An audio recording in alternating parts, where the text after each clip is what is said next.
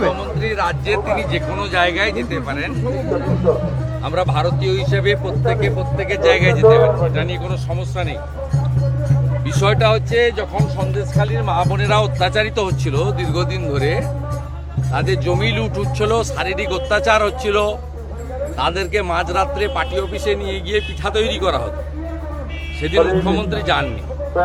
একজন মহিলা হিসেবে তার যে কর্তব্য করা উচিত ছিল সেটা তিনি করেননি। উল্টো দিকে বিধানসভায় দাঁড়িয়ে তিনি শাহজাহানকে সমর্থন করেছেন যে এরা চাইছে, অর্থাৎ কেন্দ্রীয় সরকার মানে বিজেপি চাইছে শাহজাহানকে জেলে ঢুকিয়ে এলাকা দখল করে।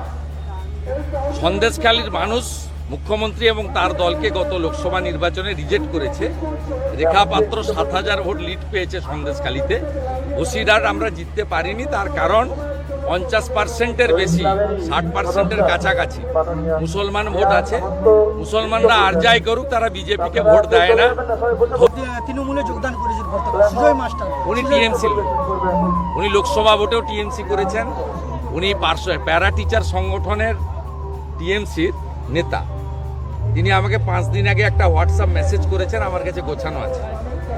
বলেছে আমি চাপে পড়েছি। আমি ওনাকে বলেছি আপনি নিজের সিদ্ধান্ত নিতে পারেন, তো হিন্দুদের ক্ষতি হবে এমন কোনো কাজ করবেন না। মামনিরা, রেখাপাত্ররা ভয় করার মহিলা নয়।